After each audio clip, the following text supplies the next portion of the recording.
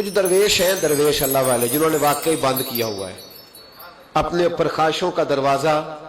وہ کہتے نہیں دروازہ نہیں کھولنا ورنہ یہ دوبارہ بند نہیں ہوتا. یاد رکھ لینا. کچھ درویش ہیں جنہوں نے اپنے اوپر دروازہ، خواہشات کا دروازہ اپنے اوپر وہ نہیں کھولتے. ایک سلطان یحییٰ نام کا بادشاہ گزرا ہے. عرب کے کچھ حصوں کا حکمران تھا تو اس کو بڑا شوق تھا لوگوں کو بانٹنے کا. دو قسم کے لوگ ہوتے ہیں نا، کچھ کو جمع کرنے کا شوق ہوتا ہے، کچھ کو شوق ہوتا ہے کوئی روٹی کھا لے.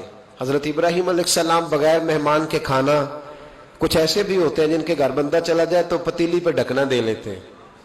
اپنا اپنا فرق ہے نا جی، ہر آدمی کا اپنا اپنا ذوق ہے. منت کرتے ہیں کسی کی. مجھے بڑی بات پسند ہے شیخ سعدی کی، قرضے لے لے کے مہمان نوازی کرتے تھے. ایک دن سارے مقروض کٹھے ہو گئے، کہنے لگے بابے پیسے دے. بابا جی کہتے ہیں وہ پیسے مانگ رہے ہیں، مجھے ٹینشن ہے کہ انہوں نے کھوایا کچھ نہیں، مجھے پریشانی لگی. ایک بچہ کوئی چیز بیچ رہا تھا، وہ کھیل مرونڈا نہیں بیچتے بچے، وہ بیچ رہا تھا تو آ گیا تو کہنے لگا لینی ہے. تو بابا جی کہنے لگے میرے مہمانوں کو کھلا دے ساری. بچہ بھی راضی ہو گیا کہ سارا اکٹھا ہی گاہک مل گیا ہے. تو سارا جب کھلا دیا کہنے لگا پیسے. تو شیخ سعدی فرمانے لگے تو بھی بیٹھ جا، یہ سارے پیسے لینے آئے ہوئے ہیں، بیٹھ جا، ان کے پیسے انہیں ملیں گے تو تجھے بھی. تو بچہ رو پڑا، رویا، کہنے لگا میں تو یتیم ہوں، 4 بہنیں چھوڑ کے آیا ہوں، اماں کی دوائی بھی لے کے جانی، مجھے تو پیسے چاہیے. بچہ رویا تو شیخ سعدی کا ایک مرید آیا، اس نے لا کے نظر پیش کی، کہا حضور یہ نذرانہ ہے. 400 دینار لایا. تو حضرت سعدی نے سب کو دیے، بچے کو بھی دیے. سب لوگ چلے گئے تو ان قرض لینے والوں میں سے ایک بندہ سمجھدار تھا، حضرت سعدی کے پاس آ کے کہنے لگا بابا سمجھ نہیں آئی، ہم برسوں سے لینے آ رہے تھے مل نہیں رہے تھے، کتنے مہینوں سے مانگ رہے ہیں نہیں مل رہے تھے، آج فٹافٹ مل گئے. تو شیخ سعدی بزرگ تھے نا تو بزرگوں والی بات کر گئے. کہنے لگے تم میں رونے والا کوئی نہیں تھا نا، پوری مجلس میں ایک بھی رونے والا ہو تو سب کا کام بن جاتا ہے. رونے والا عاشق دا کم رونا توڑا، اے بنا رویو نہیں منظوری، بنا رویو نہیں منظوری تے بنا رویو نہیں منظوری. عاشق سدا ہی روندا رہندا، پاویں وصل ہوئے تے پاواں دوری. کا رونے والا ایک آ گیا ہے تو سب کا کام بن گیا ہے. تو کچھ لوگوں کو شوق ہوتا، بادشاہ کو سلطان یحییٰ عرب کے کچھ حصوں کا بادشاہ تھا، شوق بڑا تھا لوگوں کو کھلانے پلانے کا، بڑا شوقین تھا، بڑا بانٹتا تھا. اور کئی دفعہ معاذ اللہ اس پر فخر بھی کرتا تھا جو نہیں کر، تکبر سے بھی کہتا تھا بڑی جائیدادیں آؤ جس نے لینا ہے، تکبر بھی کرتا تھا معاذ اللہ جو نہیں کرنا چاہیے تھا. ایک دن جامع مسجد کے باہر کھڑے ہو کے نا بانٹنے لگا. کوئی فقیر آیا تو ایک مٹھی بھر کے اشرفیاں دے دی، کسی کو سونا دے دیا، کسی کو چاندی دے دی. ایک درویش بابا جی کونے میں بیٹھے ہوئے، اسی کسی دے کچھ بھی نہیں لگ دے، کوئی ضرورت نہیں، کونے میں بیٹھے.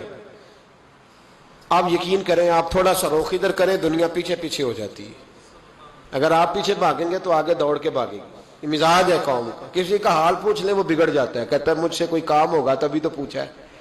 اور آپ چپ کر جائیں، خاموش ہو جائیں، یہ بھی بڑی مصیبت ہے. کہ پیار کر لیں تو اس کا بھی نقصان دیکھنے میں آتا ہے. کہتے ہیں پتہ نہیں میرے اندر کیا لالچ ہے، کیا خوبی ہے جس وجہ سے مجھ سے اتنی محبت ہو رہی ہے. وہ بابا جی کونے میں توجہ ہی نہیں کی. جب توجہ نہ کی تو سلطان کی توجہ خود بخود ہو گئی. سلطان یحییٰ کہنے لگے بابا کوئی قابل توجہ آدمی ہے، سب لوگ لائنوں میں لگے ہوئے بھاگ رہے ہیں، بادشاہ آیا ہے.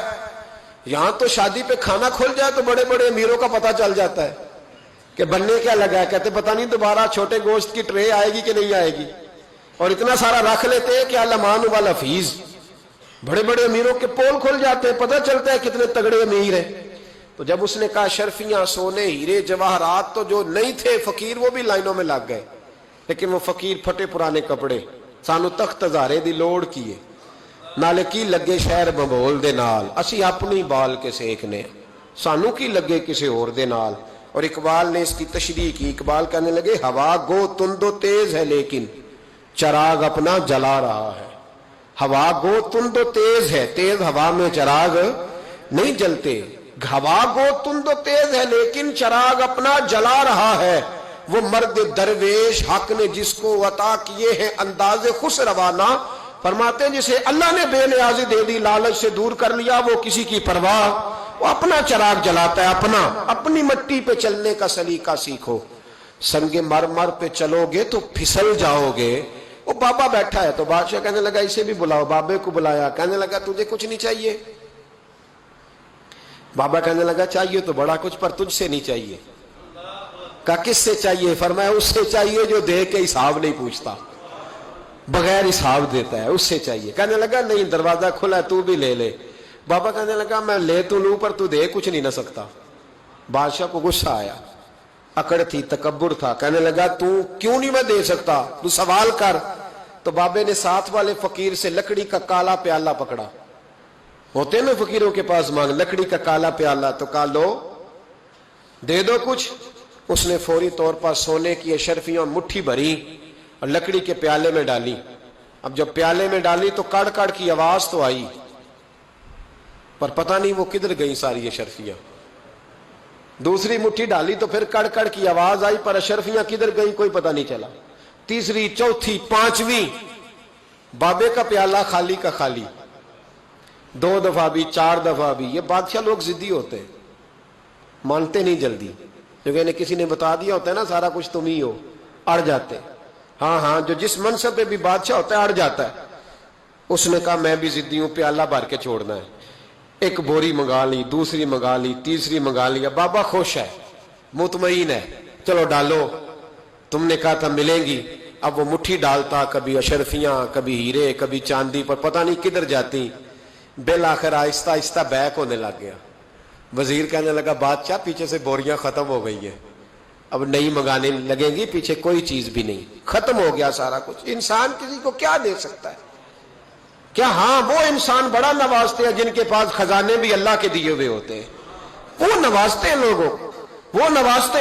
کہا تو کیا دے سکتا ہے؟ بادشاہ جب تنگ آ گیا نا بادشاہ, تو گھوڑے سے نیچے اتر آیا اور بابے کے پیروں میں بیٹھ کے کہنے لگا بابا یہ پیالہ ہے کس بلا کا نام؟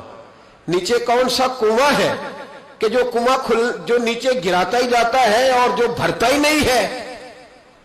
تو اب بادشاہ کا ہاتھ رکا تو بابے نے پیالہ چھوڑ دیا اور بڑا قیمتی لفظ کہا. بابا کہنے لگا بادشاہ یہ انسانی خواہشات کا پیالہ ہے, یہ انسان کی خواہشوں کا پیالہ ہے, یہ لالچ کا پیالہ ہے, یہ کبھی بھر سکتا. انسان کبھی کہتا ہے یا اللہ اپنا مکان دے دے بڑا راضی ہوں, اسے اپنا مل جاتا ہے, پھر کہتا ہے نہیں سوسائٹی میں ہونا چاہیے. پھر سوسائٹی میں اللہ دیتا ہے تو کہتا ہے 5 مرلے کا چھوٹا ہے. اس کے نفس کا پیالہ کبھی بھرتا. نبی پاک علیہ السلام نے فرمایا تھا اس خواہش کے پیچھے نہ لگنا جو تمہیں نئی خواہش میں ڈال دے. کوئی نہیں سمجھ آئی بات کیا, بڑی بات کر دی حضور نے ایک جملے. مسند امام احمد بن حنبل میں حدیث ہے, فرمایا اس خواہش کے پیچھے نہ لگنا جو تمہیں ایک نئی خواہش میں ڈال دے, اس کے پیچھے نہ لگنا. اور فرمایا اس خواہش کے پیچھے نہ لگنا جو تمہیں بے جا خواہشوں کے پیچھے لگا دے. لوگوں کے للے تللے, پریشانیاں, آزمائشیں, لالچ, ہوس, وہ پریشانی وہ اتنی اوڑھ لی ہے لوگوں نے کہ دلوں سے تقوی, روحانیت, عبادت, درد, ذوق, شوق ختم ہو گیا. دنیا ہی دنیا بچی ہے, دولت ہی دولت بچی ہے, باقی ہر چیز کو نفس کا سانپ ڈس گیا. محدث ابن جوزی رحمۃ اللہ علیہ فرماتے ہیں میرے شہر کا ایک مالدار شخص تھا تو ایک بڑی ناگن خرید کے لایا. ناگن سونے کا انڈا دیتی تھی ناگن, پر انڈا سونے کا انڈا دیتی تھی. اس کے بال بچوں نے بھی, ایک ہی بیٹا تھا, بیوی تھی, انہوں نے کہا ابا یہ ناگن ہے, اس کا کام ڈسنا ہے, تو خیال کر. کیا کہا تھا حضرت سلطان بہو نے, کھارے کھو کدی مٹھے نہیں تھیندے, پاویں سہ منا گڑ پائیے تے سپاں دے پت کدی میتھ نہیں تیندے, پاویں چولیاں دودھ پیائیے. اس کی فطرت میں ڈسنا ہے. تو یہ ڈسے گی, بات ختم ہو گئی. کہا نہیں, سونے کا انڈا دیتی ہے. رکھ لیا گھر میں. بکری رکھی ہوئی تھی, پالتو بکری. بکری کو ناگن نے ڈس لیا, بکری تڑپ کے مر گئی. بیوی اور بیٹا کہنے لگے خیال کر, بکری کو ڈس لیا نا اس نے کہا بکری کتنے کی؟ کہا 6 دینار کی. سونے کا انڈا کتنے کا؟ کہا 50,000 دینار کا. تو کہنے لگا چھوڑو, انڈا تو مل رہا ہے نا, اگرچہ ناگن ہے, انڈا تو آ رہا ہے نا. کچھ دنوں کے بعد گھر میں گھوڑا رکھا تھا, گھوڑے کو ڈس لیا, تڑپ کے مرا گھوڑا. اس کو پھر سمجھایا بیوی اور بیٹے نے کہ بس کر دے, یہ ناگن ہے, یہ ڈسے گی. اس نے کہا گھوڑا کتنے کا؟ کہا 20 دینار کا. تو انڈا کتنے کا؟ 50,000 दिनार का तो छोड़ो, घोड़ा मरने तो नया ले आएंगे। अल्लाह अकबर। एक नौकर घर में रखा था जानवरों को चारा डालने को। अचानक उसने चारा जो उठाया तो अंदर वो नागन बैठी थी। उसने हाथ पे डसा, गरीब ने चीखें मारी, चीखें, पर गरीबों की चीखें लोगों को सुनाई नहीं ना देती। गरीबों की चीखें लोग दरवाजे बंद कर लेते। लोगों ने इसलिए काले शीशे लगाए हैं कारों को कि गरीबों की चीखें ना दिखाई दे ना सुनाई दे। नागन ने डसा, चीखने लगा नौकर, लेकिन गरीब का खून भी सस्ता होता है ना, उसका सारा वजूद जहर से फट गया। लेकिन मालिक को तरस न आया, कहने लगा नया मुलाजम आ जाएगा। अब बीवी और बेटे ने पैरों में बैठ के समझाया कि बस कर दे, इसको छोड़ दे कहीं या मार डाल, ये नागन है। उसने कहा पागल हो गए हो, कभी सोने का अंडा देखा है? सोने का अंडा देती है। वक्त गुजरने लगा, चंद महीने सुकून के गुजरे, लोग बात भूल गए। एक दिन सवेरे सवेरे कमरे से मां के रोने की आवाज आई, और जब अम्मा चीखी, खामन दौड़ा तो कहने लगी ले तेरे सोने के अंडे बच गए। और वो देख मेरे बेटे को डस के बिस्तर से उतर गई है। वो देख मेरा इकलौता बेटा। अभी बेटे को उठा के तबीब के पास ले जाने ही लगे थे, वो अपने घर के दरवाजे तक पहुंचा था कि जनाब इजराइल पहले तशरीफ ले आए। अब जब वापस आया, बेटे का जनाजा बड़ा मुश्किल है बाप के लिए उठाना, बड़ा मुश्किल है, बड़ा मुश्किल। रोने लगा, चीखने लगा। एक बेटा वो भी पर्दा कर गया। जनाजा उठा, लोग उसको दफन करने के लिए निकले तो मां ने भी सारा सामान समेटा। मां ने भी वापस आके कहने लगा तू कहां जा रही है? कहने लगी इस वेड़े में, इस सहन में मेरे बेटे की मौत हुई। यहां सोने के अंडे बचे पर मेरा बेटा नहीं बचा। मैंने उस आंगन को क्या करना है जिसमें सोना तो पड़ा हो पर बेटा मां पुकारने वाला हो ही कोई ना। मेरी तो सारी आरज़ुएं उजड़ गई, तेरे लालच ने हर चीज तबाह कर दी। कहने लगा मैं इसे मार डालूंगा, निकाल दूंगा। कब क्या फायदा, तो खत्म हो गई बात। देख कदरा कुछ कदर न जाती, कीती खूब तसल्ली हूं, दुनियादार पुजारी जर दे, कुत्ते दे गल टल्ली हूं, अब क्या फायदा। बीबी निकली तो शख्स चौक में आया, डंडा लिया, नागन को मारा। और इब्न जौजी फरमाते हैं वो पागलों की जिंदगी बसर करता था। उसके दाएं बाएं सोने के अंडों का ढेर लगा होता था। वो लोगों को कहा करता था मेरे जैसे लालची न बनना, मेरे पास ना बीवी बची, ना बच्चे बचे, ना घर बचा, ना कोई वफादार बचा। हाँ मेरे पास दौलत बच गई।